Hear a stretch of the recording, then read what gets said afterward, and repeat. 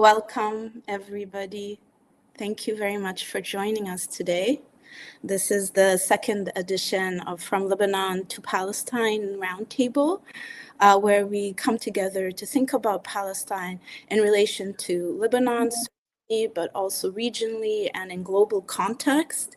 Our first edition was on November 30th, called Land, Memory, and Liberation, with Ghadi Francis, Rami Zrei, myself, Rania Khalek, as well as Rana Sukaria and Manal Hamza. Today, I am your co-convener, Dr. Jamila Ghaddar, along with the brilliant Rania Khalek, will be facilitating the discussion today. And our theme today is resisting and returning together. From Lebanon to Palestine, resisting and returning together. And certainly much has taken place since November 30th, our last roundtable. Much has taken place since I woke up this morning, actually. Events are moving very quickly, and we have here with us today some amazing guests to help us keep a pace with the immediate, the daily updates, but also what do they mean in a broader historical and geopolitical trajectory. Again, my name is Jamila Ghaddar, and our guests today are Dr. Omar Nashabe from Lebanon, Dr. Hanine Shehadeh from Gaza, and Susan Abulhawa as well. And again, I'm co-convening this discussion with Rania Khalek. I'm going to hand it over to her to introduce herself and give us some opening remarks. Thank you, Rania. Thank you so much, Jamila. And it's such an honor to get to be joined by some brilliant people and some of my favorite people here. There's nothing I'd rather be doing in a time like this than to get to have a conversation with this cast of brilliant minds. And like Jamila said, I'm Rania Khalek. I am a journalist at Breakthrough News, where I host a show called Dispatches. And I'm actually talking to you from Beirut, where Ahmad is as well, and he'll have a lot to say about Lebanon. I'm just going to kind of give some remarks of where my mind is at right now in the context of everything we've witnessed the past year and a half, and what it means. And everybody else is, going to give remarks as well, and we'll have lots of interesting things to say and add. But, since I'm coming to you from Lebanon, I think a good place to start is just say a few things about Lebanon. We're still in this so-called, ceasefire, and I put that in huge air quotes, because during this ceasefire, only one side has ceased firing. Israel has violated that ceasefire over 1,000 times without consequence. It has destroyed 7 times more buildings during the so-called ceasefire than during the war itself. That means that 87.5% of Lebanon's destruction happened after the ceasefire was declared. So this so-called U.S. French-backed, mechanism to enforce this ceasefire is actually just overseeing the demolition of Lebanese homes and the killing of more Lebanese people. And Israel unilaterally extended that ceasefire deadline first to February 18th, which is coming up. And now we're hearing that Israel wants to extend it to the end of the month, all while saying that there are these 5 hilltop villages they'll never leave. And I think it's important to clarify, Israel says it's at war with Hezbollah and the security threat. But this isn't just about Hezbollah. It's about emptying the land of its rightful inhabitants, which is what Israel does everywhere. I mean, Israel's goal was always to create a buffer zone inside Lebanon, meaning a dead zone where nothing exists, meaning the destruction of entire border villages, which is what it's trying to carry out right now. And the return of displaced civilians to those villages undermines that objective, because the people of South Lebanon have always resisted Israeli aggression. So whether they call themselves Hezbollah or something else, it doesn't matter. What matters is that they will always fight for their land. So Israel knows their mere presence at those border villages challenges Israel's dominance, because they have always refused to submit to Israel. They will continue to refuse to submit to Israel. And that's why Israel needs that land to be emptied. And that's why it's trying to do that. And it's also why some Israeli officials even aspire to settle it with Israeli Jews, to create its greater Israel. And that's why people returning to those villages is so important and so moving and so inspiring, because they are showing they're not going to leave. Even if Israel destroys every building in villages in the south, people will return and they will rebuild. And then, of course, the Israelis and Americans argue that only the Lebanese army should defend Lebanon. But the Americans ensure that that army is actually too weak to fight Israel. It's not even allowed to fight Israel. And if you look at the region, the only Arab armies that are permitted to exist are those that serve Israeli and U.S. interests. So they're not actual armies. So as far as those who are watching this from North America, which I think is probably a lot of the people who are watching a stream like this, you need to be opposing America's interference in Lebanon because it's designed to take Lebanon's ability to resist away and to also push Lebanon into a civil war until it normalizes with Israel. That's the end game for the U.S. The U.S. also, of course, does this while arming Israel to destroy Lebanon whenever it feels like it, and then giving the Lebanese army like hand-me-down night vision goggles and guns that barely work.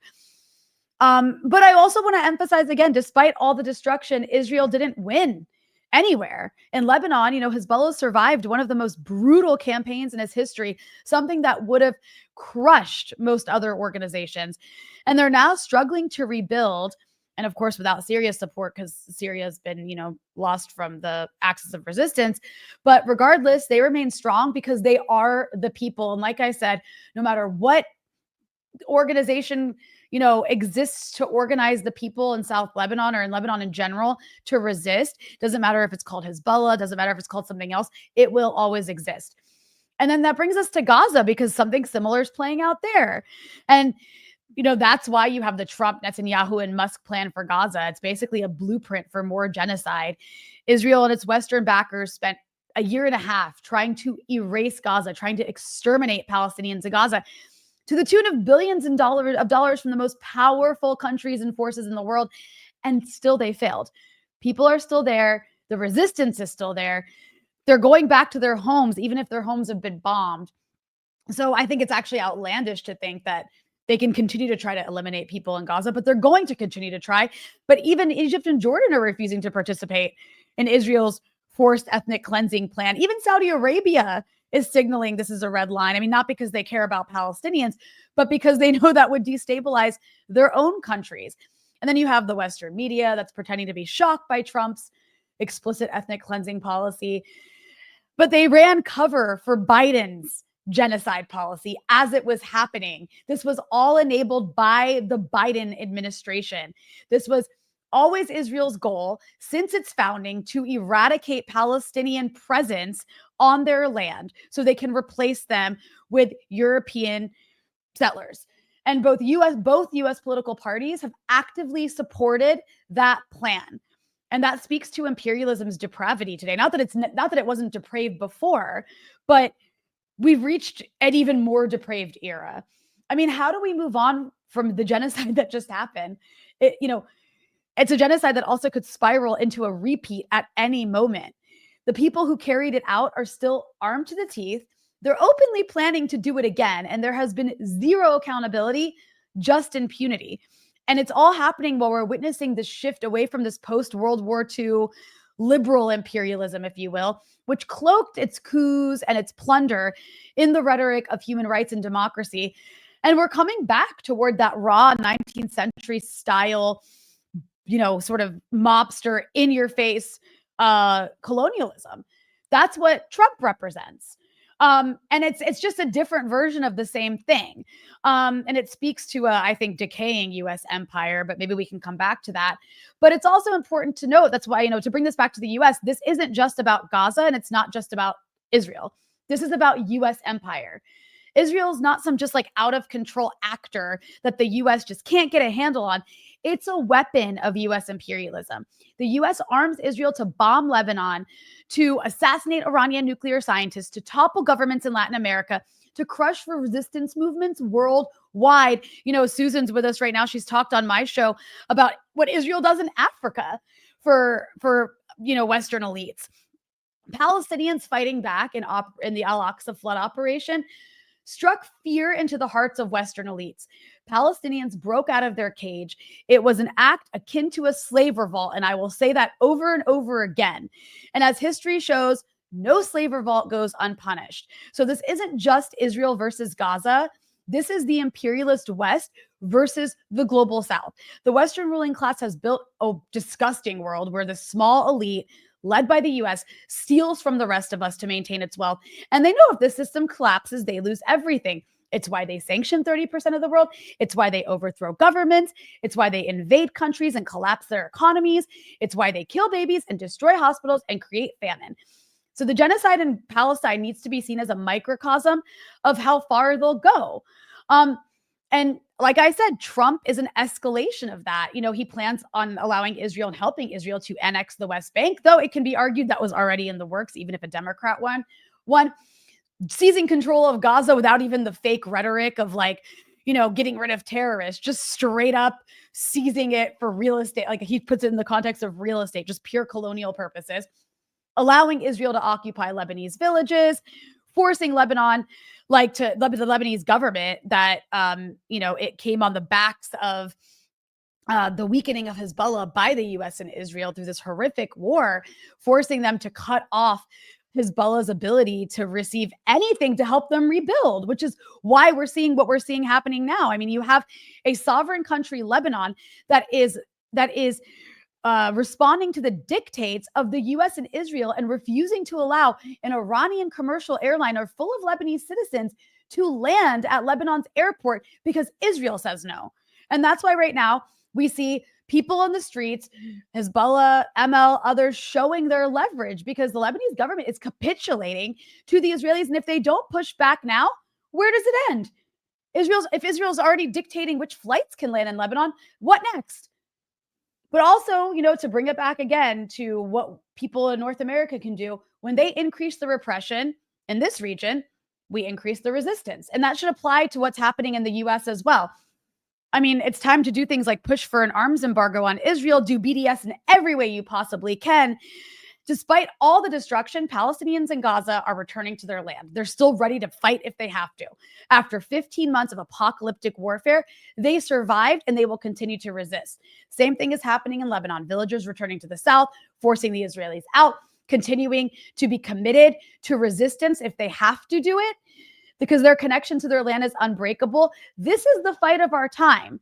A liberated Palestine and Lebanon will weaken U.S. empire, and anything that weakens U.S. empire will create a better world. So if they can do it under very difficult circumstances, people in the imperial core need to up the pressure as well in the ways that they can. Whether it's being in the streets, whether it's doing things at your university, joining your SJP, pushing BDS resolutions, and on and on and on. I want to say a couple things about Syria before I wrap. You know, there was the reopening of the Syria front right after the Lebanon front was paused, and that was not a coincidence. The war in Syria was never about democracy. It was never about human rights. It was about U.S. empire cutting off a crucial resistance supply route. And after years of hybrid warfare that included funding and arming a collection of terrorist groups is the only way they can, you know, is the only thing they can be called, sectarian death squads, and also insane level of sanctions, and just doing everything they possibly can to weaken Syria. It worked. Now Syria is under the control of Ahmed al-Sharaa, a former leader of ISIS, a former deputy emir of ISIS, and a former head of al-Qaeda in Syria. Western media is going to bat to completely rewrite this guy's history, like, you know, being in al-Qaeda was just a phase in his life or something, no biggie, ignoring the sectarian killings and the kidnappings and literal terrorism against civilians, all while justifying Israeli land grabs in the Golan Heights. And then you have some people in this new Syrian government hinting at normalizing with Israel. This is why the US wanted regime change in Syria. And the dust is, as it settles, the dust in Syria is settling, but the region's not in a good place. And the social fabric of Syria is deteriorating as well. That's a story for another day, but it's really heartbreaking to watch. But just to conclude, you know, Israel is doing exactly what the U.S. wants. It's targeting any force that resists U.S. domination, whether it's Hamas, Hezbollah, Iran, the Iraqi and Yemeni resistance. They all refuse to submit to U.S. imperialism, and that's why they're punished with this escalating depravity. The U.S. is a waning empire, but that only makes it more dangerous. On the way down, it will inflict as much destruction as it possibly can. I think this is an empire that's willing to destroy the world if it means not being in power. And Israel is its greatest asset, its biggest investment in policing its adversaries. That's why the liberation of Palestine, the liberation of the Levant, of the Middle East, it's not just about Palestine. It's not just about Lebanon. It's about the liberation of the global South, in many ways, the world. It's about dismantling a genocidal apartheid regime that enforces the most disgusting, violent empire in the history of the world. A liberated Palestine, a liberated Lebanon, a liberated Middle East means a weakened US empire and a better world. That's why our futures are interconnected, and we have to view this as the defining struggle of our time. So that's my surface level analysis. And I'm going to throw it back to you, Jamila, who I know has some things to say, and then to our lovely, lovely cast of guests. Thank you, Rania. And again, welcome everybody. I'm Jamila Ghaddar, and I am, aside from being an archivist and someone very historically minded, I'm also from South Lebanon. And I want to share with you what it looks and feels like for me to see people returning after all the war that started. And to see those images of people returning to our villages and our land in South Lebanon at the same time that people were returning in Gaza and in the north eventually. And so we live this dual reality, like so many, that we are celebrating tremendous historic achievements, the containment, the curtailment, the lack of success of the cleansing of people from the land. And of course, none of us doubt or none of us forget that it comes at great cost. But what it would have meant to lose our land is far greater. And of course, to echo what Rania said, our resistances, our histories and archive of resistance predates and postdates any particular formation or movement that it may take, because that resistance is bred, is connected, it's inherent to our connection to our land. We belong to it, and it belongs to us. And that connection is what makes resistance inevitable. This is something that no settler regime, whether Zionist state, whether the US state, whether any other Zionist regime or population will ever understand. That said, of course, the ceasefires came with continued expansion. We saw continued bombing as I speak right now. News reaches me that the Zionist army is bombing Yarun in the south. It comes with continued casualties, as Rania mentioned. We see also coming from Palestine, from Gaza, the continued bombing, the continued refusal to allow aid in. We'll hear more about all of these things from our amazing speakers today. We've also seen an attempt to extend or to pause or to play around with the ceasefires, both in Palestine, in Gaza and in the south of Lebanon. We saw, for example, that aside from the hundreds of violations of the ceasefires in Lebanon, that it was forcibly extended from when it was supposed to end initially to February 18, just a few days from now, and that the only reason there was an actual withdrawal was because of a mass movement of people in the south returning, yes, peacefully, but militantly to their villages, and one by one liberating them. And the only few left is what the Zionists held on to. We're hearing calls for such a mass mobilization again for the new date of the extension of the ceasefire, February 18.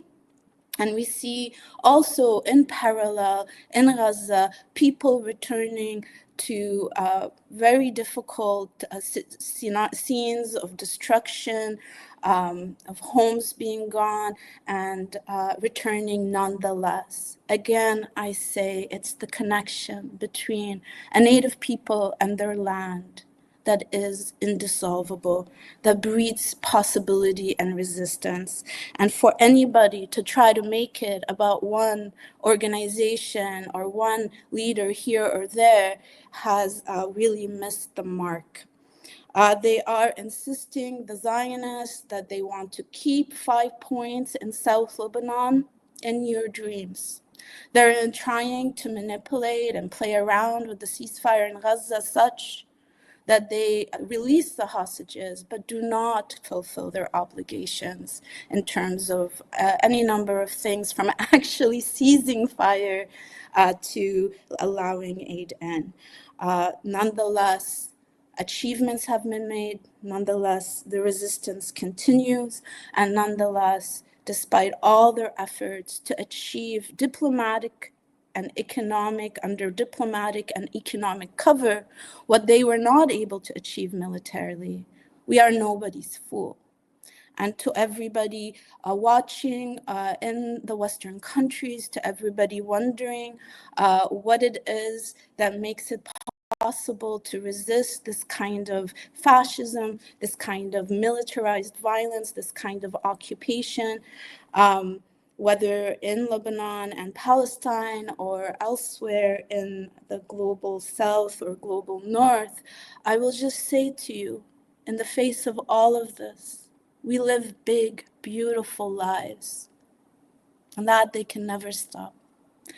And for that reason, we've invited Dr. Omar Nashabe, a brilliant and careful speaker on the question of what is happening internally in Lebanon, to share with us a little bit more about that, Dr. Nashabe, and the ways in which, again, through internal interference, through different kinds of pressures, they're trying to realize what they could not militarily. Please, over to you, Dr. Nashabe. Welcome again. Eager to hear your thoughts. Thank you. Thank you very much for having me. I'm really honored to be invited with such honored guests and heavy caliber. Really happy to be here. And I'm not going to start talk. I have like 5 points that I want to talk about. I'm not going to take too long. But I want to start by talking about not Lebanon, but Gaza.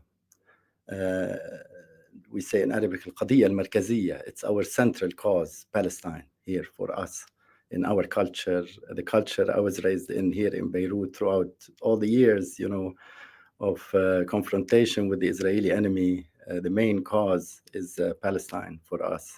And I want to say it's a beautiful day and a sad day at the same time. It's a beautiful day because we've seen today the hundreds of freed Palestinian hostages. The Israelis tried to, force them to wear these sweaters where it says, hate messages on the sweaters. They took off the sweaters and burned them as they came out of the buses. And they couldn't wait to come out of the buses. They had to hold their children, their brothers, their sisters, their mothers. They needed to hold them because they have endured so much torture and humiliation and degradation, dehumanization in concentration camps built by the Israelis, and new concentration camps like in Sde Teman or in Ofer, where they have used methods of torture that are unimaginable. I studied criminal justice, and I am reading some and listening to some of these prisoners and hostages who have been released, and they are talking about methods of torture that are really unheard of. I mean, some of them. And, I do not understand how creative the mind of these Israelis can be to torture and inflict pain and degrade other people. For what? I mean, this is really degrading for all of humanity. These are crimes, not crimes of war, just crimes. These are crimes against humanity that are ongoing. And every day, I'm happy to see all these prisoners released. And it's really heartwarming to see them hug their children and their mothers. But when they talk about what they have endured, when we see on their bodies, and some of them are even, they don't want to talk about it. They are ashamed to talk about it. It's painful. It's so humiliating for them. They will need a lot of support from all of us. And we are thinking about the other 9,000 people who are still in prisons, in Israeli prisons, and about so many of the people who have disappeared, who are, forced disappearance by the Israelis is a common practice. there are around estimate of 10,000 people who are we don't know anything about these people in Gaza.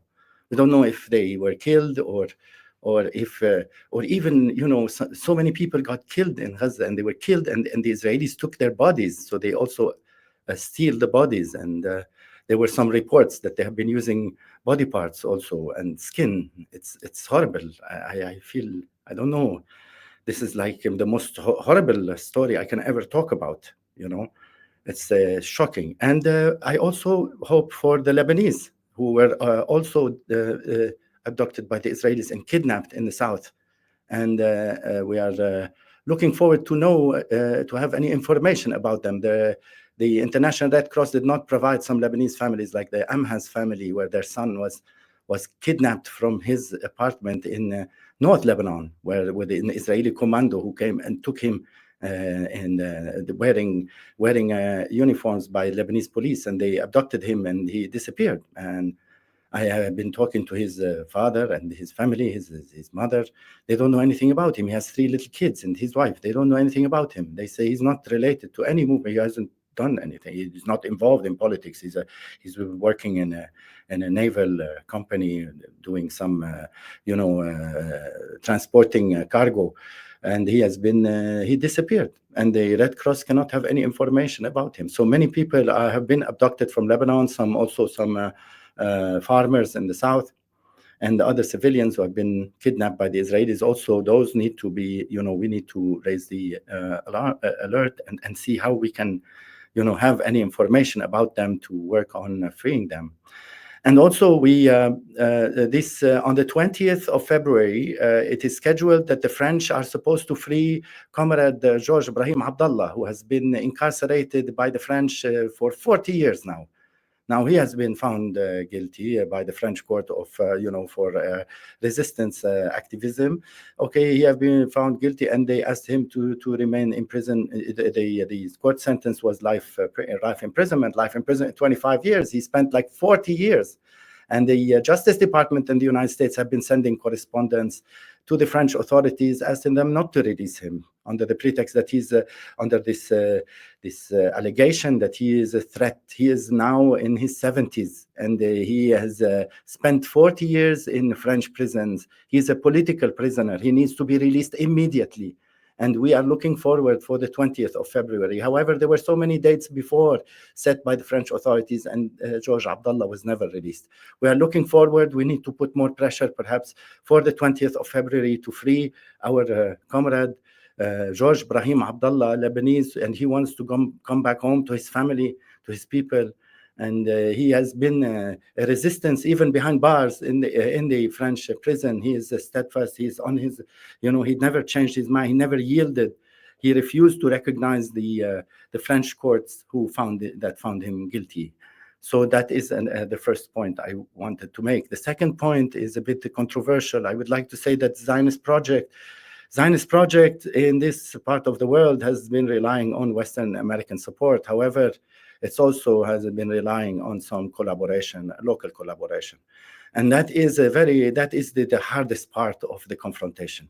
The hardest part of the work of the resistance is to resist this collaboration with the Zionist project in local collaboration in the Arab countries, in Lebanon, in all over the place. It is the hardest confrontation because it is easier to manipulate the facts, especially when they control the media. So they can manipulate the facts and show you that this is, it's kind of a local strife or local disagreement, instead of saying that this is the actual confrontation with the Zionist project.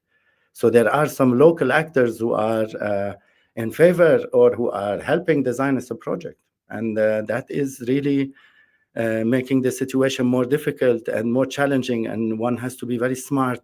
And the resistance and the supporters of the resistance have to be very smart in every move they make, especially at this day and age when in Lebanon, when apparently the American French Saudi project is in control of the country. So now this is the biggest sphere of influence in Lebanon. Those who have built one of the largest U.S. embassies in the world, located in Aukar here. The size of the embassy shows that it's not just an embassy. It seems this is a center for strategic American interest in the whole region. and they need many collaborators in Lebanon and especially in the Lebanese government. And it's unfortunate that some members of parliament also, recognized it out in the open. They said, the Americans pressured us, and they said we should vote for this president. And he was joking about it. This member of parliament called Saji Ati, that's his name, and he was saying on TV that when in the past when the Syrians had the upper hand in Lebanon, at least the Syrian officer would give us a cup of coffee. When with the Americans, they tell us this is plan A, plan B, plan C, you do it, get the hell out of here. And they would go and do as they are asked to do. And that's what they did. They voted for this president because they were pressured, apparently. That's what this member of parliament said out in the open media. You can find this on YouTube. So they're not even hiding it. So this creates a big challenge, and we want to avoid any civil wars or any civil confrontation. We're dealing with the collaborators will require a lot of maturity, a lot of careful steps. We have to use the media very carefully. We have to use the social media very carefully. Today I'm very worried because apparently today there was a big protest, as Rania said, and in the protest on the airport road, there was a confrontation between the army and the supporters of the resistance. And this is worrying because I think that there are many intelligence, operatives functioning in Lebanon, and they're trying to make sure that they weaken the resistance even more, especially after they have done all this destruction by the Israeli army in the south, in the Bekaa, and in the mountains and in the suburbs of Beirut, and after they have assassinated Sayyid Hassan Nasrallah and the leadership of Hezbollah, they have slaughtered people all over the country. They think that they can push further by, creating more destruction and weakening the resistance even more. So they're not stopping, and this plan is ongoing. We have to be very careful on how to deal with it. The third point I wish to make is this outstanding ongoing demonization of the Islamic Republic of Iran, as if it was like the total evil, whereas the Islamic Republic of Iran is the main supporter of resistance, armed resistance. The right of the Palestinian people to resist occupation is a fundamental right. These people have the right to receive support. No Arab country, no country is giving them financial and military support but the Islamic Republic in Iran. So this is why Iran is being demonized, and on the other hand, the Abraham's Accord are being glorified. This glorification of the Abraham Accord, glorification of the Camp David Accord, glorification of the Oslo Accord, as if all the Arab countries that signed peace agreements with Israel are prosperous. Here is Egypt, here's Jordan. They are being humiliated by the Trump administration, and they had signed the peace accord. So that's what they get for signing the peace accord. When the argument was there in the 70s, and we said, no, it's the right way forward for people under occupation is to resist in any possible means with any weapons that can be available. This is the right. It's fundamental in the UN Charter, that people have the right to resist occupation. And no, they said, no, it's more mature. It's better to go for Camp David and Oslo and peace agreements. They went for peace agreements. They said they will be more prosperous. Egypt has more debt now than it had before it signed the peace deal. Jordan is really living, under it's conditional. If the Americans and the European and the Gulf powers are okay with it, it exists. If not, there is a danger of it not existing. What is this? They signed peace agreements. They didn't get anything out of it. They didn't get anything out of it. So therefore, the message is clear. The lesson is clear. If you are you are being oppressed, you are under occupation, and there is a system of apartheid, the only way forward to resist apartheid is by violence. These are not my words. This is what Nelson Mandela was saying all along. He who spent 27 years in prison because of apartheid and the racist regime in South Africa. You cannot argue with a racist and with a person who has an apartheid regime. The only way is to fight them. The only way to confront Israel is through armed struggle. There's no other way. Okay, now this phase, Israel receives the support from the Americans, from the Europeans. It has all this military might, yes, but that shouldn't be a reason to actually, give up the land. They are occupying our land. We will have to fight till the end in defending our land. And we rely on the support of all free people everywhere around the world. That is what people here have to rely on. Because I believe that in this world, there's still some, people who believe in basic rights, in basic human dignity. The fourth point I wish to make is that I can see today a parallelism in phase 2 of the war against resistance in Lebanon and in Palestine. Depriving the planes, as Rania mentioned, depriving Iranian planes to arrive in Beirut under the suspicion because some Israeli spokesperson for the Israeli army said that there's an Iranian plane filled with money arriving to the Beirut airport. So the Lebanese authorities decided to say, to deprive the plane from landing in Lebanon. Now, that deprivation is for what? What is this money for? It's to rebuild the homes in the south, to rebuild the hospitals, the schools that have been destroyed by the Israelis. This is what the money is for. If there is money, anyway, they could have searched the plane. They said no, they would not allow the plane to land in Beirut airport. That is really illegal, totally illegal. Anyway, the money is to rebuild the homes and hospitals and schools and private homes and infrastructure in the south. That is what the money is for. They don't want this money to come in because it comes from Iran. So they want to control the reconstruction by using it as a chantage, as blackmailing the people that we will not rebuild your homes until you give up your weapons. The people of South Lebanon who are, seeing what the Israelis did to them and who have endured this occupation for so many years since 1978 will never give up. They will never give up their weapons. They will never yield to this enemy and this brutalization.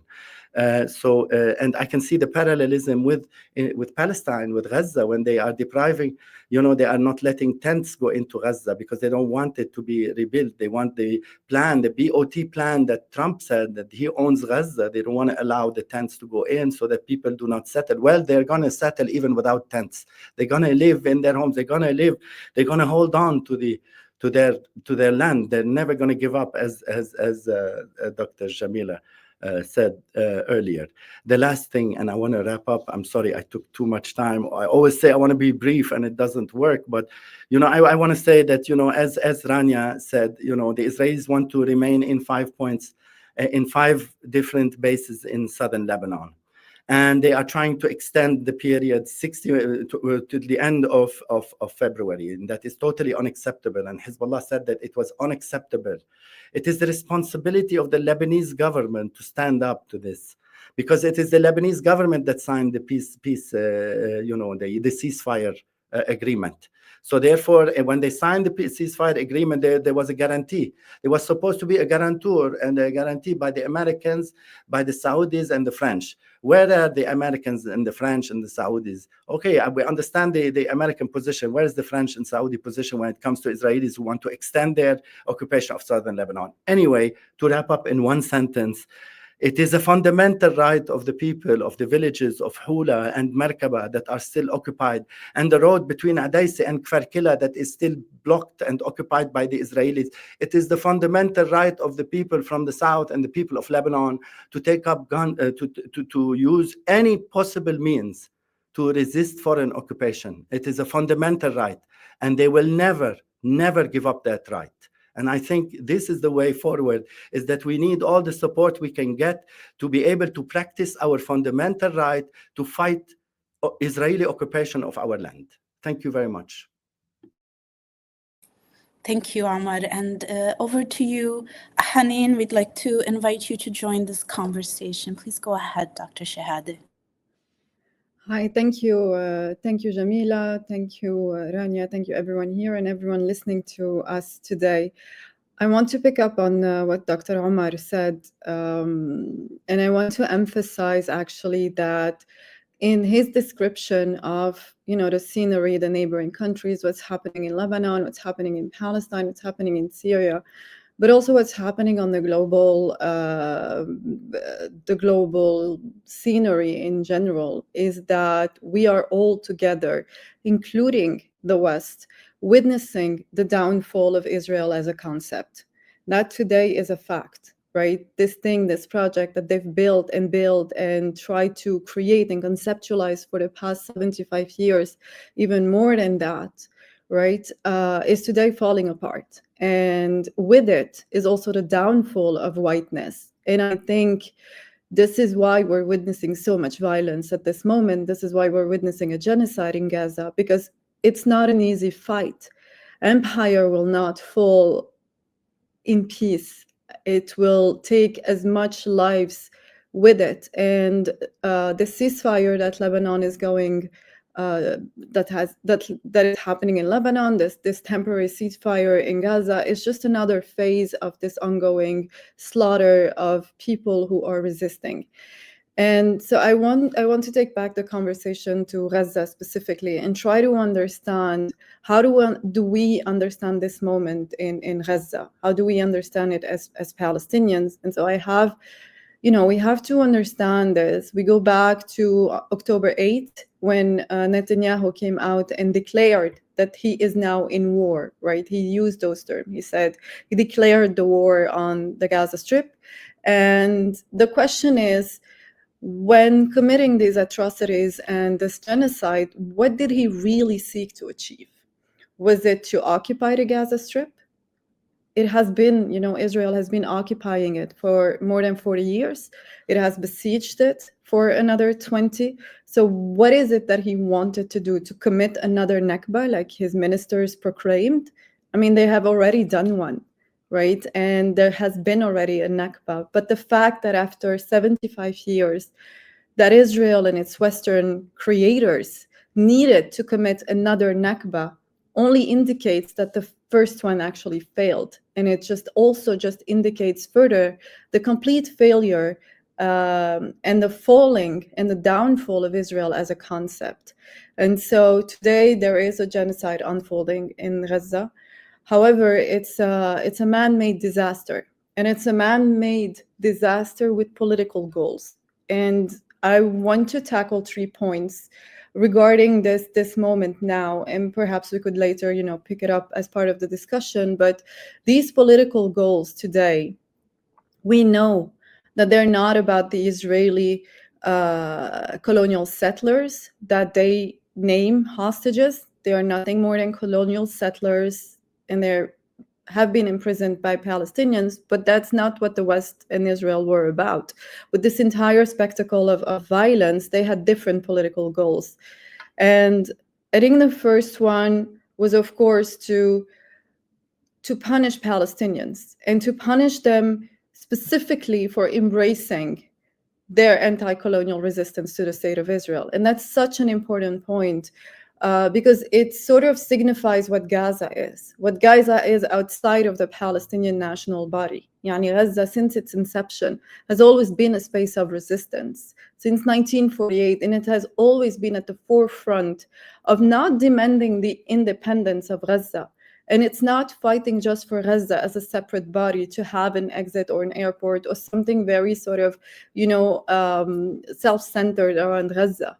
It is not called Tufan al-Aqsa or Al-Aqsa Flood for symbolism. Gaza perceives itself as part of the Palestinian national body, and Palestinians in Gaza perceive themselves as such. And they have enabled their resistant movements, their armed resistance based on that.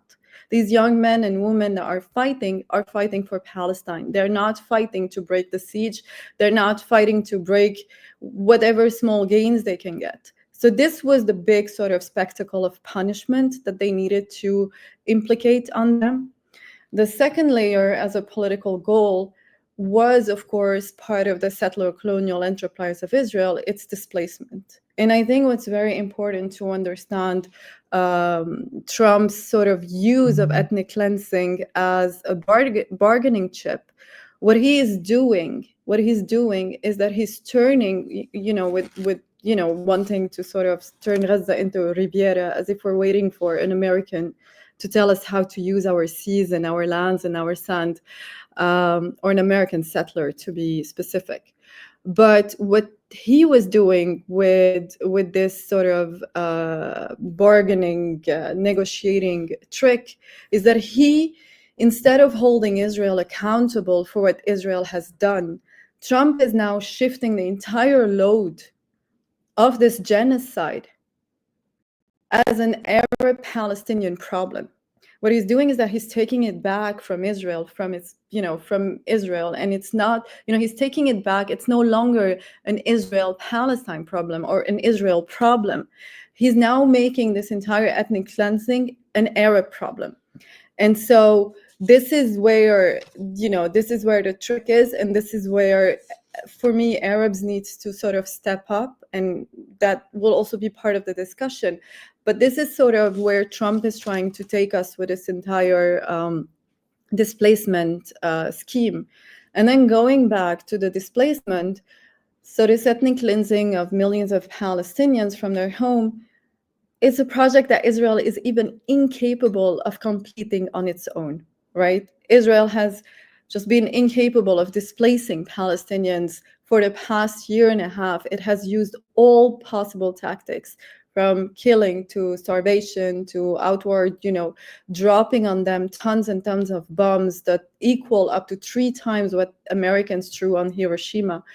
And so for that project, for what it has done in the past year and a half, the Americans and the Europeans, right, had to step in. The Americans had to move their warships and their aircraft carriers to the region. The British, the French, the German, the Dutch, all of them had to intervene with weapons and intelligence services in every single form, trying to support Israel in the ethnic cleansing of Palestine, exactly as they've done during the years of the creation of the state of Israel. I mean, Israel, Zionist historiography wants to make us believe that it was all their own doing, that, they took their independence and created Israel out of themselves, but it was actually German pilots and American pilots that were bombing Arab cities to create Israel. So, and finally, what Israel is also incapable of doing on its own, even if it took over the Gaza Strip, is to control it. They are incapable of controlling this densely populated strip, just like they failed to control Beirut in 1982, and just like the Americans have failed to control Baghdad or Kabul or Mogadishu over and over and over again. And so we have precedents in history. This moment, for people, scholars of settler colonialism, we understand that genocide is part of how sort of white settler colonialism functions. So unfortunately, it was in the making, and it was obvious that Israel will reach this stage, this genocidal state, because at some point you need to eradicate the natives. But it is incapable of fulfilling this project on its own. If the West is not there, it cannot complete that project. And I think the biggest challenge for us as Palestinians is, one, to understand how alone we have felt in the Gaza Strip as a Palestinian body. So outside of the Arabs, Palestine on Palestine, from a Palestinian in Gaza to a Palestinian in the West Bank, and one in 1948. That's a conversation that as Palestinian we need to have. And it's a crucial conversation, because our freedom, our liberation will not come from outside. And that's a lesson we've learned the hard way. I think that there is no white settler colonial entity or no white settler colonizer will ever wake up being struck all of a sudden with some kind of moral epiphany, thinking, oh, let me return some stolen land. Let me just admit all I am is being a thief. And so unfortunately, I think whiteness is just incapable of any form of morality, and definitely is constructed around violence. And so our liberation will never be a gift. It will never be gifted. It will be a struggle. And the West will definitely never liberate us. I know, Rania, that you said at the beginning that the BDS and the pressure coming in from Western society is crucial and important to break down empire. But I think that if, you know, the pressure from Arab countries, and I'm not talking about governments, but Arabs like Egypt and Jordan, could really sort of put that thing in motion. Could these people really do something and make forms of pressure on their own government? And we know they're capable of doing that. We're the generation of Rabi al-Arabi, we're the generation of the downfall of Mubarak and 9 other dictators. So we know it is possible. The question is when, right? And the other question for me is, how does our liberation movement look like as Palestinians, as a national body? So these were the points that I wanted to tackle and open them later for discussion. Thank you. Thank you so much, Hanine. I'm just going to share with the world that you're one of the funniest people I know. I hope you don't mind my saying that, but it's that humor, that warmth. We do live big, beautiful lives in the face of everything. Please, over to you, Susanna. It's really always an honor to have you in conversation, and I'd like to invite you to join the conversation now. Thank you, Jamila. So I'm going to try to make my contribution to this discussion to be a predictor of the future. And I think we can look to history for that. So much of what Israel does in Palestine mirrors almost to a T the tactics and the strategies that white settlers used to colonize and steal Turtle Island.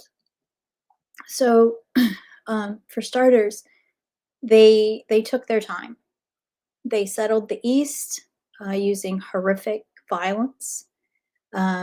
They pacified local native nations when they needed to, and then they made them wholly dependent on white settlers for their food, for their water.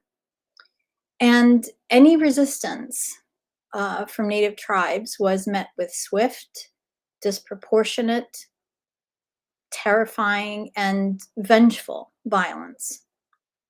And of course, the white media justified it all. If you look at some of the articles of the time, they mirror what we see today.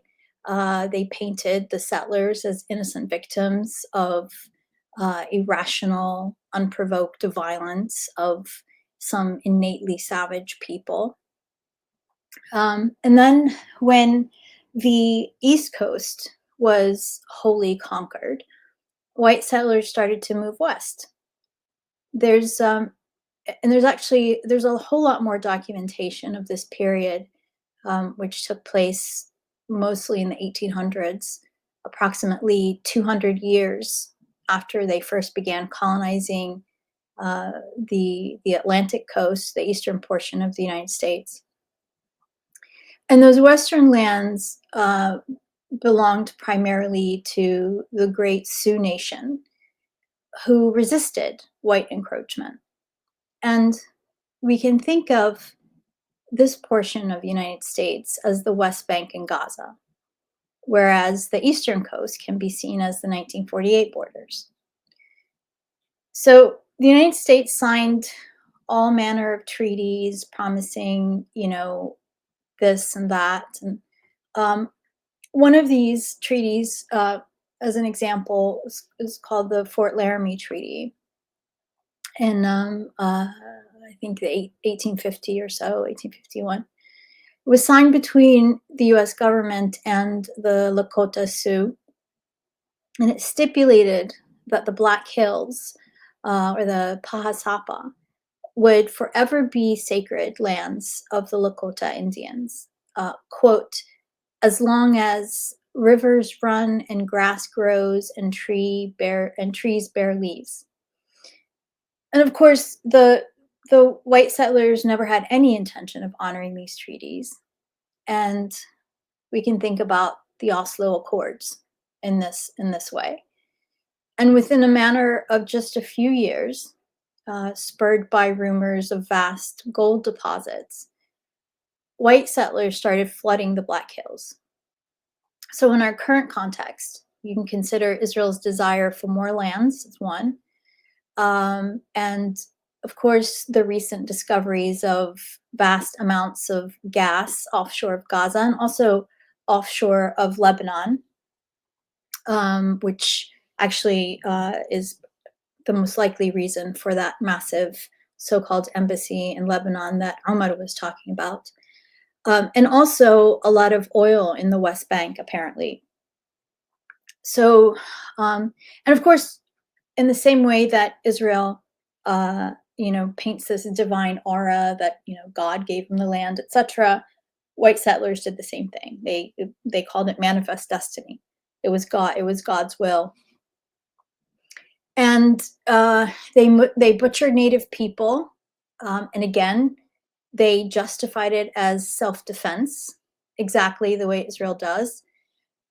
And of course, the Lakota fought back, and they fought back hard, just like Palestinian resistance does, just like Hezbollah does.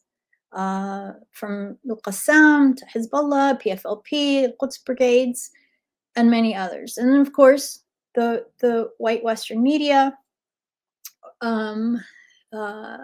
used these instances of Native resistance to hype the narrative of the savage nature of the natives and to instill mortal fear in the minds of every white settler. And some of the greatest warriors, at least for me, it emerged from this era. Crazy Horse is a historic figure I personally greatly admire. He led or was part of a lot of or multiple successful battles, including, for example, the Battle of Little Bighorn that killed General George Custard. And so we can look at this battle, the Battle of Little Bighorn, as our October 7th. And if you look at articles at the time, including in the New York Times, it is eerie how similar the language is. It's nearly identical in the dehumanization of the Lakota, for example, the way that they bestowed people like Chief Sitting Bull with these demonic-like qualities, much the way that they do or they have done for Sayyid Hassan Nasrallah and Yahya Sinwar, Allah yarhamhum.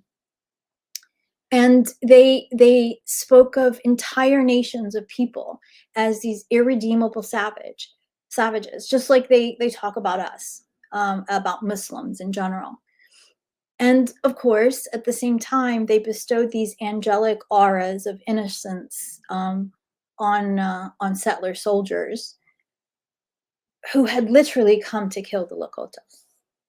And they honored people like Custard's drunkard genocidal killers as heroes, as moral and brave. And the same language that we read in mainstream Western media today of Israel's, for example, the stupid mantra of the most moral army in the world, of innocent Israeli civilians, even when they're actually soldiers and colonizers. So, and when they were unable to dislodge Native resistance, white settlers turned to killing off their means of sustenance. So in a matter of years, white settlers managed to murder over 40 million buffalo that had roamed the American plains since time began.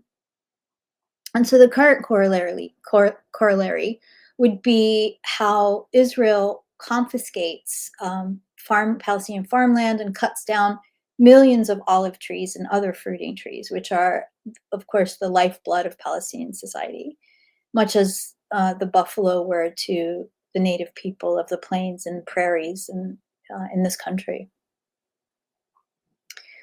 So we know how things turned out through lies and deception.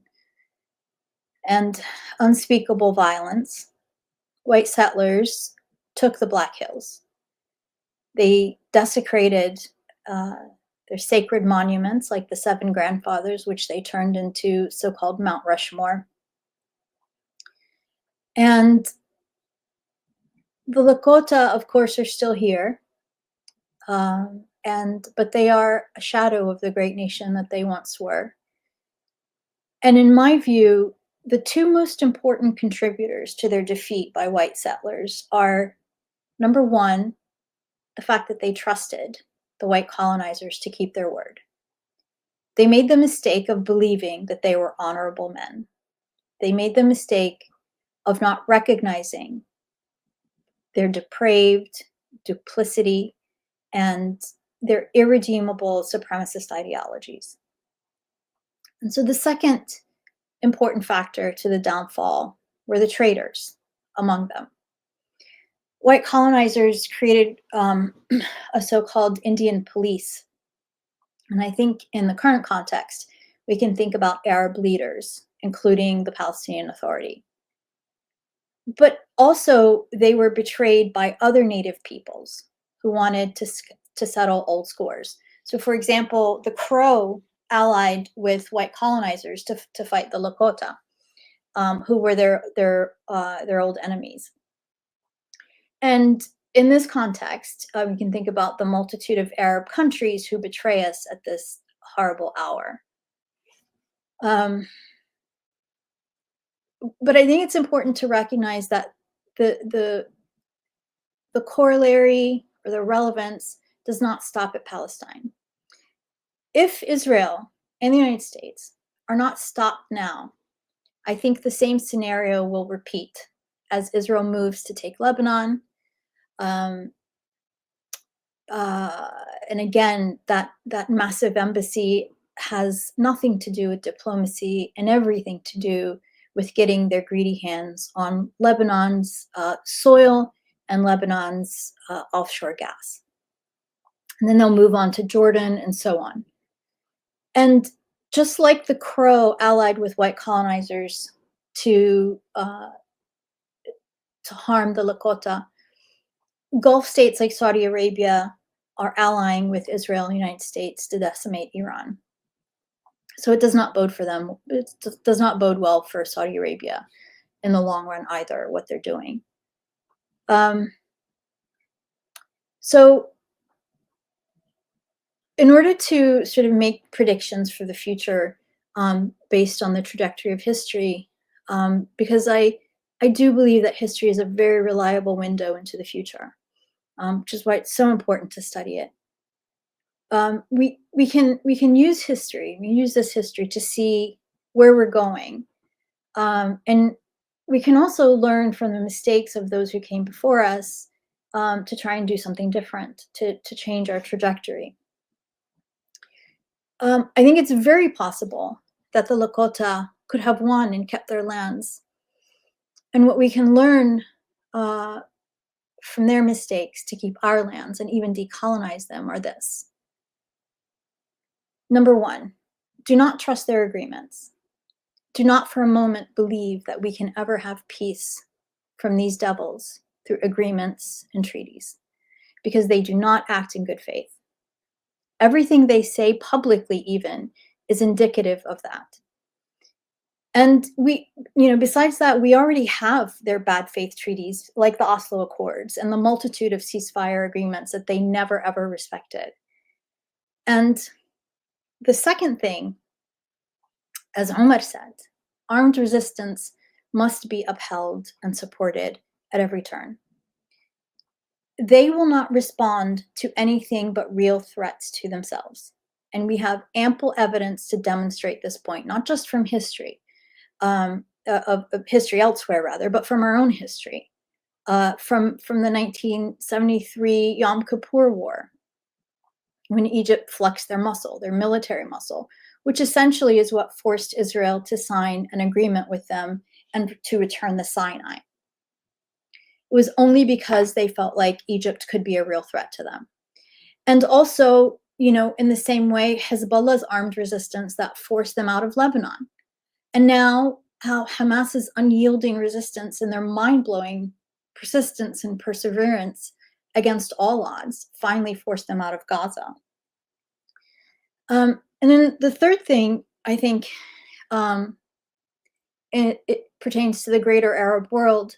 I think the people and their leaders have to recognize their trajectory that they're currently on.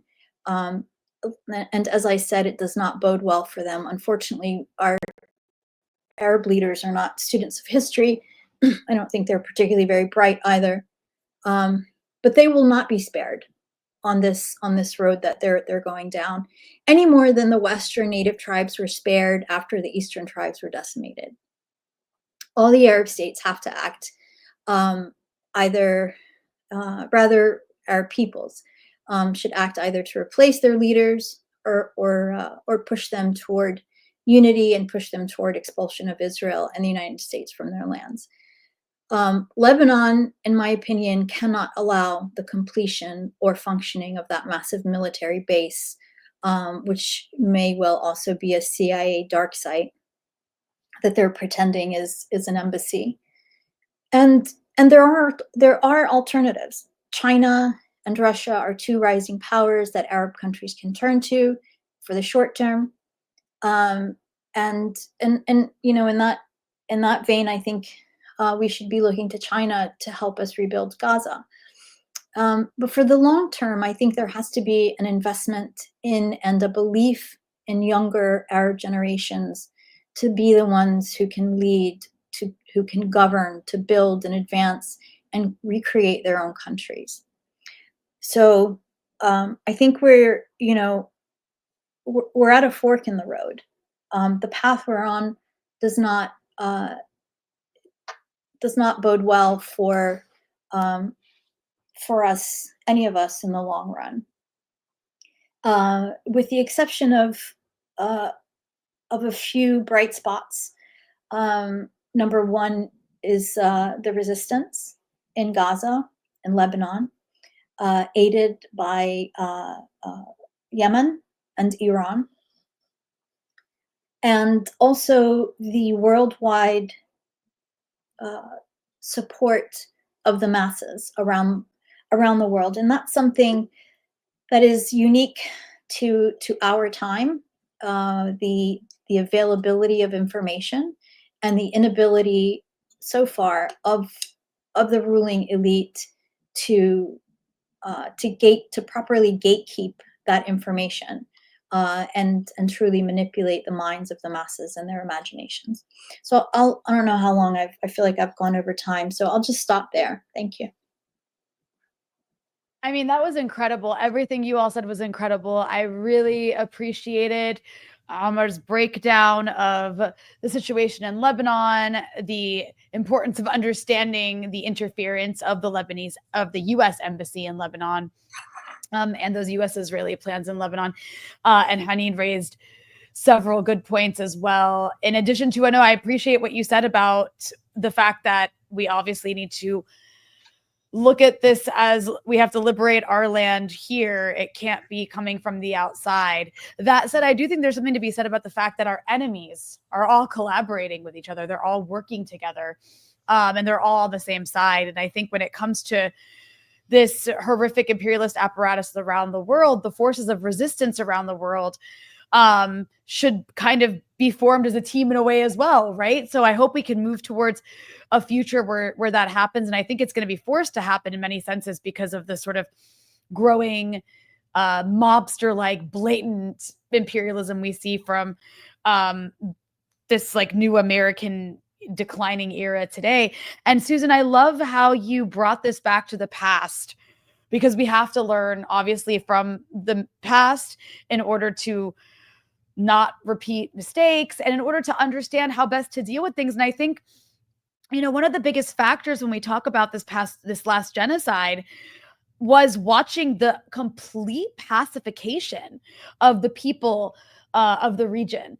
And here, of course, I'm talking about people in Egypt, people in Jordan. I mean, and of course, all the Gulf states. It's kind of like if the genocide in Gaza, if the horrific live stream depravity we witnessed and were traumatized by in Gaza wasn't enough to cause the destabilization of these US-backed police states and monarchy, I'm not so sure anything can. And this does speak to the treachery of that sort of comprador class across the region that has been experienced in the past. So I guess I'm giving some of my own comments on what all of you said, but I also want to give you guys an opportunity to maybe respond to some of what you just heard and kind of interact with each other a bit. So we can kind of maybe start in order of how we started and maybe start with Ahmad.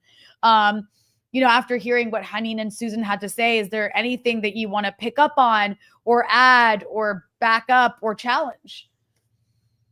Yeah, thank you very much. I was taking notes, and it's great. I'm now more interested to read more about some of the examples and the things that both Hanine and Suzanne talked about. Especially now, I'm more interested to read more about the Lakota, and I'm going to look for a good book. If you can recommend one, that would be great. I just want to start talk about the third point, that the third lesson. I guess I appreciate that Suzanne talked about when she talked about the no trust and then the armed resistance, and the third one. It's like I think if I understood correctly, it's like this. We need a wake-up call for the Arab people and the people in this region, and we want people to realize that even if they have all this, this idea about the Arab-Israeli conflict that makes them think that it's not good for their business or for their career or for their future because they want to have good relations with the West, and that, they studied in American universities and they want to work in American companies or Western companies, and therefore if they get involved in the issue of, resisting Israeli oppression, that would not be good for business or not be good for their interests. It makes me think. I just want to give one example really briefly and then leave the floor for the other speakers. It's just amazing. I keep thinking, how can you do business, now with the United Arab Emirates, normalizing relations with the Israelis? I mean, how can you, even if you're not involved, even if you're not Palestinian or you have nothing to do with Palestine, and you have this business partner and you're in a business meeting and then you have a disagreement with your Israeli business partner. I mean, wouldn't you be scared? I mean, this is scary. I mean, with everything that the Israelis did, I think that they became, I think, terrifying for anyone in any context. I mean, to support the Poles during the genocide, the Israeli support for genocide is really something that we will have to spread this, and make it very clear for everyone all around the world, this position that the Israelis had vis-a-vis what their army did and what it is continuing to do in the concentration camps and in Gaza, the mass destruction. I mean, we should really repeat this over and over again for everyone to see this. How can the world accept this? I mean, this is really shocking to me. So I think that we have to do a lot of work on the Arab, in the region here. I think, it's shocking to see that, Dubai and Abu Dhabi, the Emirates, and these Gulf countries that are claiming to want to be developed nations and nations that have, that are prosperous and that have happiness and well-being. Well, all these principles of well-being and happiness, and, they are all, the opposite of what you are doing by normalizing relations with Israel. Maybe some people will accuse me of being naive. I'm just saying maybe we should look at things from a very basic perspective and just try to address it in that perspective. I don't know. Anyway, it was just my 2 cents. Sorry, I don't want to take more than that. I don't want to say that you're naive. I want to say that you have a good heart, and that's a different, complete approach to wanting to understand that the violence that the Israelis are committing should be so repelling to the rest of the planet.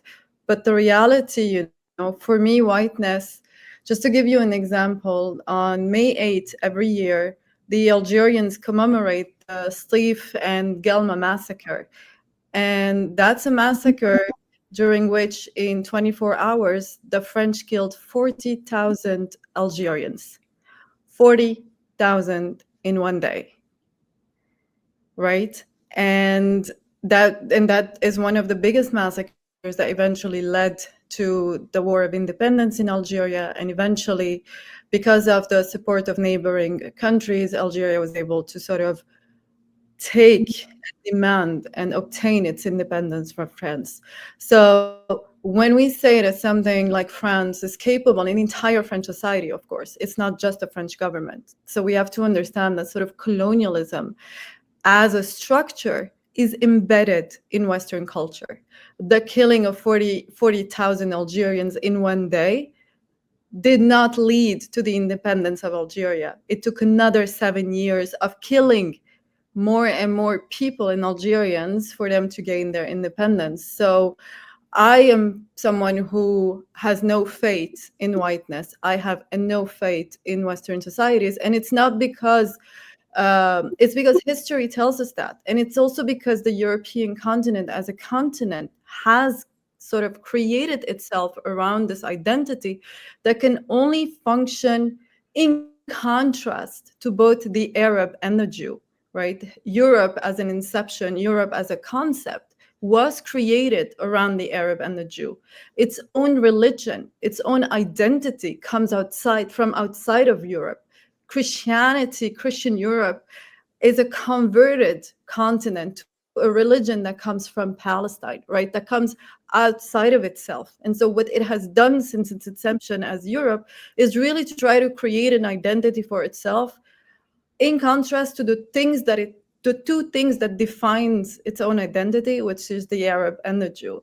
And so for me, the genocide in Gaza is not an isolated event from this history of Europe, right? But it's a culmination of centuries of theological and political violence that is really rooted in Christian Europe.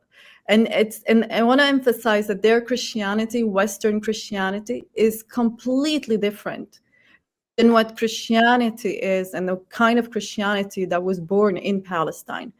Their discourse has evolved today, right? This colonial discourse has evolved into liberalism with the secularization of the West. And it's really an ideology that is deeply concerned with, those conceptual enemies of Europe, which are the Jew and the Arab. And this is why I believe that the struggle for Palestine is not just a political one. It's really a theological and racialized struggle that is at the roots, that is the roots of the very, very foundation of Western civilization, between quotes, right? And so to understand these dynamics, you also understand how European and American Christian Zionism have historically operated and why they still operate this way. And that they both are actually killing not only the Palestinian Arab, but the other victim of this process is the Jew himself, right? And so we are both on the receiving end of Western violence, Western Christian violence, and both the Judaism as a concept and the Palestinian and its lands and the Arab as a concept, both of us constructed as the enemies of the West from the inception, will always be on the receiving end of Western sort of violence, Christian violence. And so for me, that's where the problem is. And so you are not naive saying, I wish people will be horrified or the West will be horrified by what they're witnessing. They can't. They have enabled this. They are the enablers. This is their doing. And so we are the ones who have to stop it because we know what they're capable of. Our Algerian brothers, our Egyptian brothers, all of our brothers across the planet have suffered from that violence in Asia, in Latin America, and elsewhere. And those were my 2 cents. Thank you. And Susan, I just want to hear, what is your response to what you heard? Go ahead. So I agree with Hanine in some respects, but I almost don't even want to even give the West much time. I think our conversation in general is way too Anglo-centric, it's too Europe-facing. I probably won't live to see this, but I have no doubt that generations from now, they're going to look back on this time and wonder how the hell a people as depraved as the West ever ruled the world, to be honest. I think their days are numbered ultimately. They have zero ability for introspection. They believe their own lies, that they are moral and good, ignoring, centuries of documented barbarity, and they weirdly project onto other people, especially Arabs and Africans. So I think it behooves us to have a conversation that is directed more towards the global majority, to that's directed internally to our own young people. I think across the Arab world we suffer from a crisis of internalized white supremacy, internalized racism. I think the Arab world sees itself through the racist eyes of the West, and we see this so much in in the way they try to emulate Western societies, in the way they measure their advancement by how they measure up to Western societies, and so forth. So I think, as thinkers and intellectuals, and writers, I think we really have to pay attention to our young people, and understand that this struggle for to decolonize our lands, to resurrect the native soul and the native spirit across Arab lands is a struggle that will last generations, and the fruits of which we may not live to see. And I think we have to have this very long-term vision. And like you said, Rania, all of our detractors all seem to be united in their oppression, in their theft, in their colonization. And so if we're going to emulate anything, I think that's what we should emulate. And it does really start with speaking internally to ourselves, to our young people, to reorient them. They are really our greatest resource. Our young people are far greater resource than oil and gas and anything else. Their potential, their ability to forge a new future, to gain a sense of self-respect and honor that comes from a really glorious history that we all share, a truly magnificent and spectacular history that was forged in our lands, that was forged by our ancestors. That's what we come from. And I think, I don't know how we accomplish that, but I do think it begins with having these conversations and writing and speaking and creating art and creating film, and all manner of forums to usher our young people into a decolonial mindset. I mean, we see, like, for example, and then I'll just stop here, but you see this happening in places like Burkina Faso. Like their current leader, Ibrahim Traore, he did not come out of a vacuum.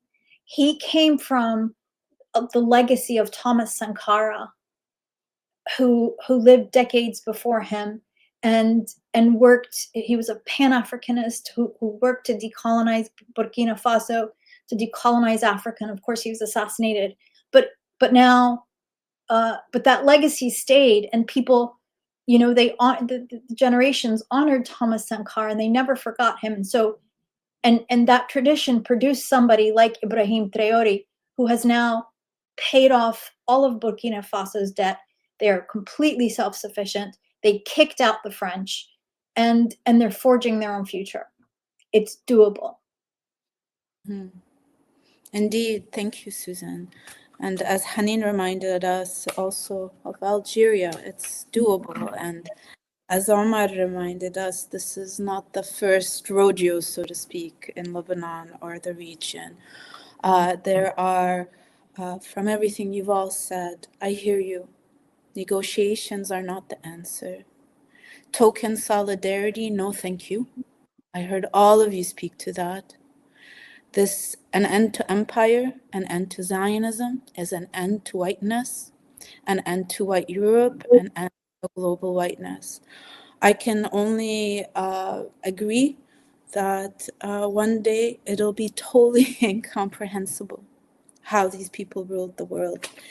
That said, I think that one of the things that does keep it going and does keep us going is reminding ourselves always, and the younger generations and all of us, what is this tremendous achievement?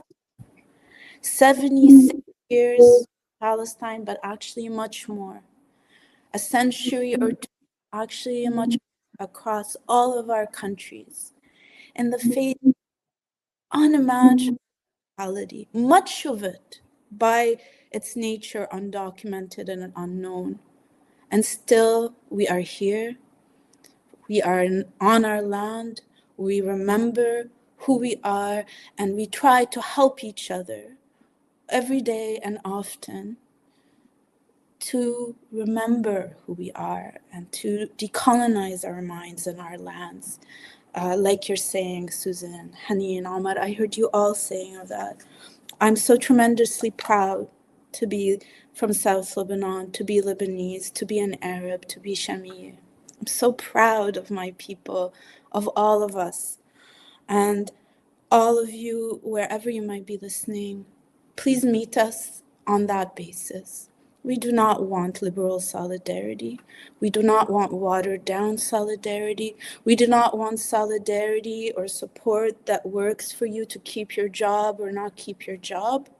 We have told you who we are, what we stand for, and on what basis we will move forward. Meet us here or not at all.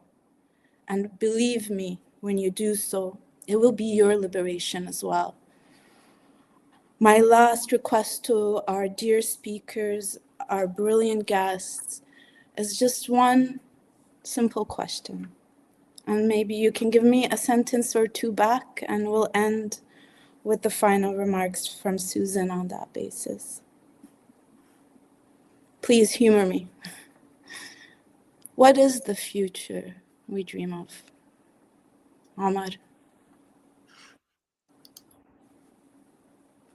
It's not fair. They will have more time to think about it, to think about the answers. But I will give you my first answer. I guess the future for me, as I have grown up here, I remember my grandmother, my mother, they raised me. My father died. I was very young. In that home, my mom is German. Actually, she left Germany. She came here to work in Palestinian camps. So I was raised in Shatila, in the camp of Shatila. And my dream, like a kid from Shatila, who I feel I will always be, my dream is to go to Jerusalem. I think the best dream I can have, and I have over my bed a picture of Jerusalem. And I think that the future, that is the attachment I had to Sayyid Hassan Nasrallah, who had promised us that we will be in Jerusalem very soon. And yes, he gave his life, but the dream lives on. And we will meet in Jerusalem. I am sure. We have to, continue. And we are lucky that we have social media, because we have all these videotapes and recordings of all the speeches that Sayyid Hassan gave throughout 32 years. And on so many topics and so many situations. And I think these are great. We can really benefit a lot from that. And you have these people, these wonderful people of the South who and wonderful people, of course, in Gaza who are solid and who returned hundreds of thousands to sit in the destruction of their homes, just to hold a tree, just to be there. And that gives us hope, and that can give me an image of what the future is. And I am very happy, proud, as you are, and as you said, Jamila, to be living and witnessing what we have lived through. I've seen people. I went to Khiam last week, and I saw people who are really in the middle of all this destruction. They hold, they still hold the same position. And, they have tears in their eyes. They have lost loved ones. They have lost their homes. They lost everything. But they did not give up. And, I think, now for almost 100 years, they spent so many resources to destroy the Palestinian cause. And they failed. Today, more than ever, everyone all around the world knows that this is a central title for human rights, for human dignity, and I think the future in that sense is a bright future. And we'll have to, keep that spirit. We have a tough day on the 23rd, the burial of Sayyid Hassan is going to be a difficult day for us all, because it's not just Sayyid Hassan, it's someone who, waged a war against Israel, that was slaughtering all these children, bombing the hospital, and had said, I will not stop until you stop killing these children in Gaza. And he gave his life for that. And, that makes the 23rd a very important day for us and for the future. Thank you. Thank you, Omar, for that. We know we can gain our lands back. And I'm also the generation of, I'm the Gaza generation that saw the dismantling of Israeli settlements in Gaza. What that does to your imagination, the reality of liberation, the possibility. I mean, October 7 didn't happen in a vacuum. We did dismantle settlements in the Gaza Strip, right? That were there for 40 years. That's my generation. And so it was, October 7 was only the next step of more liberated lands. And that's also a possibility today. Maybe not at this moment, but that's a possibility. And if you can do Ghilaf Gaza, then you can do Yafa, and then you can dismantle all of Israel. And that, hiya aqida. I don't know, I've never found the right word in English for the word aqida in Arabic, but it's something that is very, I always tell Palestinians and my friends, B'Daffe and the rest of Palestine, that aqidat Gaza, what we believe in the core of what we are, our spine, is all of Palestine. And that will explain everything that has happened in the past, since I was born, right? For the past 40 years is really you're building a generation after a generation on the full liberation of Palestine. So it was one step after the other, and our land functions as a magnet. Wherever I am, El-Bosala, Palestine, my compass, my way back, my north is Palestine. And I want to say something, and this is specific about the name Hanine. What a lot of non-Palestinians don't know is that a big chunk of women in Palestine carry this name. And we carry it because it means nostalgia. And it's a way for us and our parents and our grandparents to name us after Palestine, that we will never give it up. But something that our Lebanese friend don't know is that the generation of women, of Palestinian women that carry this name, that were born in the 80s, were actually named after the Lebanese village of Hanine in the south of Lebanon, as a reminder of the connectivity and the bond between Palestine and Lebanon. And so it's just our being as people of this land is really not just entrenched in the borders of Palestine. For me, Palestine, Al-Quds, Al-Aqsa, hiya Beirut. There is in my entire core, there is no difference. It's like veins running through our bodies. What happens in Lebanon and the pain you carry is my pain. And that's something no settler could ever comprehend. There is no way they can understand how organic our beings are and how organically we are interlinked to one another. And it's just not Palestine or Lebanon, but this goes, right? It's like a body with all of these veins. It goes into Syria and Baghdad and Dimashq and on and on. And that's so much more powerful than whatever America or the West can do to us. So that's my future. And this is where, you know, this is the sort of burden and legacy we carry. And I, like, you know, all of you spoke, we are the land, we are the people, and we form the next generations. And that's the future, like that's our future. And thank you. So my vision for the future starts with the guillotine, off with their heads. Then open borders, families, we move between so-called, you know, countries.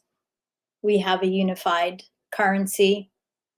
We have trains that run from Baghdad to Kuwait to Sana'a to Oman, Dimashq, Tehran,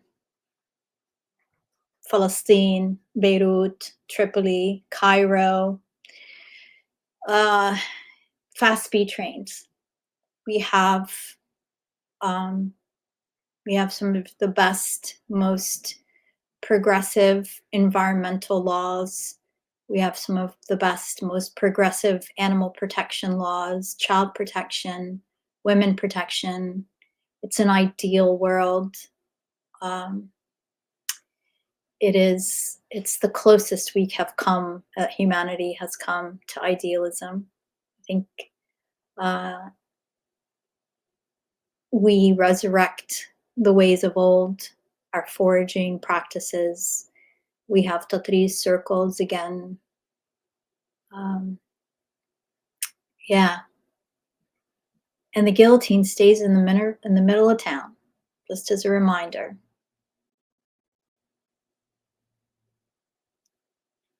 How's that for future? That's beautiful. That's beautiful. And you know what? There has to be consequences for genocidal behavior. There has been historically, and you know, it's a measure of collaboration with genocide. And for the collaboration, yes. Yeah. And you know, you look all across the global South, and you know, the collaborators are some of the most devastating to learn about when you see the history of the just complete raping of all of our lands and slavery and on and on and on.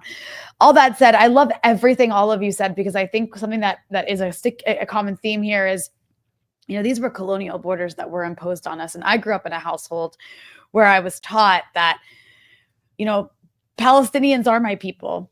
Syrians are my people. This is all my land. This is all our land. These are lines that were put in place, just like was done across Latin America and across Africa. And across Asia. These are lines that were put in place to divide us so that European colonialists could steal our resources and control us. And so the high-speed rail that takes us from Damascus to Aleppo to Tripoli to Beirut to Jaffa to, you know, Baghdad to everywhere. I mean, that's the future I want to see. I want to be able to like have lunch in one place and dinner in the other, just like my ancestors could. Because again, this is all our land. These are all our people. And I want that future, not just for us here in the Middle East. I want that future for the people of the global South, for the people across Latin America, for the people across Africa, for the people across Asia. And to have that future means the destruction of U.S. empire. And so at the end of the day, I think that's what it comes back to, because that's what dominates all of us. And so, you know, I hope for that ideal future that you all described as well. And I thank you all for joining us to have this incredible conversation. I mean, you're some of the best people to hear from. So thank you for joining us. Thank you to everybody who's watching. Thank you, Jamila, for organizing it. And yes, appreciate everybody who tuned in.